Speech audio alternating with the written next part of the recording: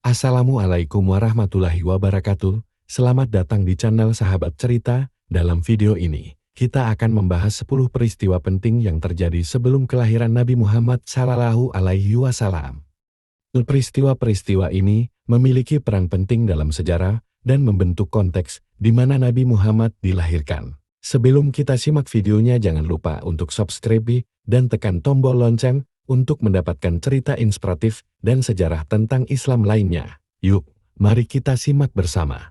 Peristiwa pertama yang sangat penting adalah peristiwa gajah. Pada tahun 570 Masehi, terjadi sebuah peristiwa penting yang dikenang sepanjang masa. Tahun ini dikenal sebagai Tahun Gajah, sebuah momen yang sangat penting dalam sejarah Islam dan Arab. Di balik banyak peristiwa besar dalam sejarah, terdapat sosok-sosok penting yang memainkan peran kunci. Salah satu dari mereka adalah Abraha, gubernur Yaman yang ambisinya memicu peristiwa besar yang dikenal sebagai Perang Gajah. Abraha al-Asran adalah seorang gubernur Yaman yang diangkat oleh Kekaisaran Aksum di Ethiopia. Sebagai seorang pemimpin yang ambisius, Abraha memiliki visi besar untuk memperluas pengaruhnya di semenanjung Arab. Salah satu langkah besar Abraha untuk mencapai tujuannya adalah membangun sebuah katedral megah di sana, ibu kota Yaman. Katedral ini, yang dikenal sebagai Al-Qulais, dimaksudkan untuk menyaingi Ka'bah di Mekah dan menarik para peziarah dari seluruh Arab. Namun, ambisi Abraha tidak berhenti di sana. Untuk memastikan keberhasilan rencananya, ia memutuskan untuk menghancurkan Ka'bah di Mekah, pusat ibadah yang dihormati oleh seluruh suku Arab. Dengan pasukan yang besar dan kuat, termasuk beberapa ekor gajah, Abraha memulai perjalanan menuju Mekah. Gajah-gajah ini, yang belum pernah dilihat oleh penduduk Arab, menjadi simbol kekuatan dan kekuasaan pasukan Abraha. Abraha mempersiapkan pasukan besar yang dipimpin oleh gajah-gajah perang, yang merupakan hewan luar biasa dan menakutkan bagi penduduk Arab. Dengan pasukan ini, ia memulai perjalanan menuju Mekah dengan tekad yang kuat. Perjalanan pasukan Abraha menuju Mekah penuh dengan tantangan, namun ambisinya untuk menghancurkan Ka'bah tidak goyah. Ia percaya bahwa dengan kekuatan pasukannya, misinya akan berhasil. Penduduk Mekah yang mendengar kabar serangan ini menjadi sangat khawatir. Mereka tahu bahwa mereka tidak memiliki kekuatan untuk melawan pasukan Abraha yang begitu kuat dan besar. Abdul Muthalib, pemimpin suku Quraisy dan penjaga Ka'bah, berdoa kepada Allah untuk melindungi Ka'bah. Dia yakin bahwa Ka'bah akan dilindungi oleh Tuhan yang Maha Kuasa. Ketika pasukan Abraha mendekati Mekah, sebuah keajaiban terjadi. Sekelompok burung yang dikenal sebagai ababil muncul di langit. Burung-burung ini membawa batu-batu panas dari neraka di cakarnya dan menjatuhkan batu-batu tersebut ke pasukan Abraha. Pasukan Abraha mengalami kekacauan dan kehancuran. Gajah-gajah yang mereka bawa juga ketakutan dan tidak mau maju. Serangan burung ababil ini menghancurkan pasukan Abraha dan menggagalkan rencana mereka untuk menghancurkan Ka'bah. Setelah kegagalan tersebut, Abraha kembali ke Yaman dengan rasa malu dan kekalahan. Kejadian ini tidak hanya mengakhiri ambisi Abraha, tetapi juga menjadi peringatan bagi mereka yang mencoba menentang kekuasaan Allah. Meskipun ambisinya gagal, Abraha tetap dikenang sebagai salah satu tokoh penting dalam sejarah pra-Islam.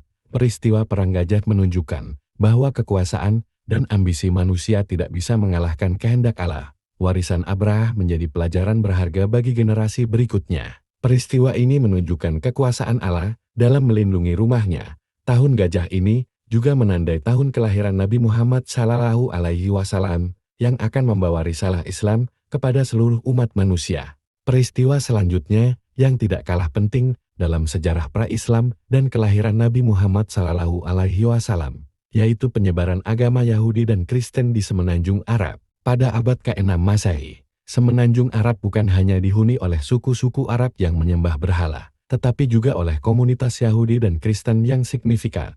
Mari kita mulai dengan agama Yahudi. Komunitas Yahudi telah ada di Arab selama berabad-abad. Salah satu komunitas Yahudi yang terbesar berada di Yatrib, yang sekarang dikenal sebagai Madinah.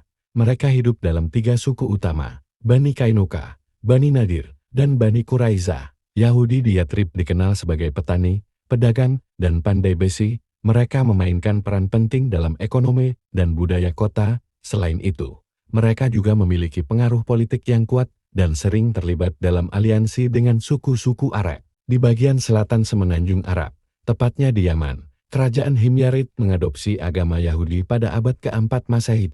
Raja Dunuas, salah satu Raja Himyarike, bahkan mengumumkan Yahudi sebagai agama resmi kerajaan. Namun, konflik dengan kekuatan luar, seperti kerajaan Kristen di Ethiopia, menyebabkan ketegangan dan perang. Akhirnya, kerajaan Himyarid jatuh ke tangan Ethiopia, dan agama Kristen mulai menyebar di wilayah tersebut. Agama Kristen juga memiliki sejarah panjang di semenanjung Arab.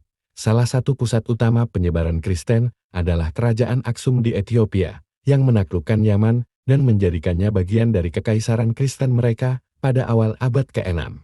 Di utara Arab, wilayah Najran juga menjadi pusat Kristen yang penting. Penduduk Najran memeluk agama Kristen dan dikenal karena keimanan mereka yang kuat, bahkan dalam menghadapi penganiayaan. Najran terkenal dengan kisah syahid Kristen yang dianiaya oleh Raja Dunuas dari Himyarid, karena menolak untuk meninggalkan agama mereka. Kisah ini menjadi inspirasi bagi banyak orang Kristen di Arab dan sekitarnya. Komunitas Kristen di Najran hidup berdampingan dengan suku-suku Arab lainnya, dan berperan penting dalam perdagangan dan kehidupan sosial di wilayah tersebut.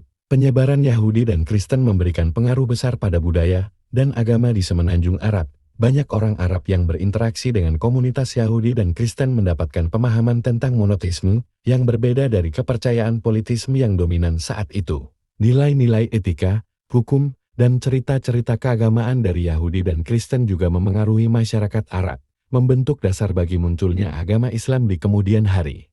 Peristiwa kelahiran Nabi Isa alaihissalam menjadi salah satu dari beberapa peristiwa yang memberi dampak besar terhadap perkembangan agama Islam dan kelahiran Nabi Muhammad Sallallahu Alaihi Wasallam. Nabi Isa alaihissalam adalah salah satu nabi yang diutus oleh Allah Subhanahu wa Ta'ala kepada Bani Israel. Beliau dikenal sebagai Isa al-Masih dalam tradisi Islam dan merupakan salah satu nabi yang memiliki banyak mukjizat. Kisah kelahirannya sendiri merupakan salah satu mukjizat terbesar yang diceritakan dalam Al-Quran. Semua bermula ketika Maryam, seorang wanita yang sangat saleh dan taat beribadah, menerima kabar gembira dari Malaikat Jibril. Malaikat Jibril menyampaikan bahwa Maryam akan melahirkan seorang anak laki-laki yang suci dan diberkahi. Hal ini tertulis dalam surat Maryam ayat 19-21.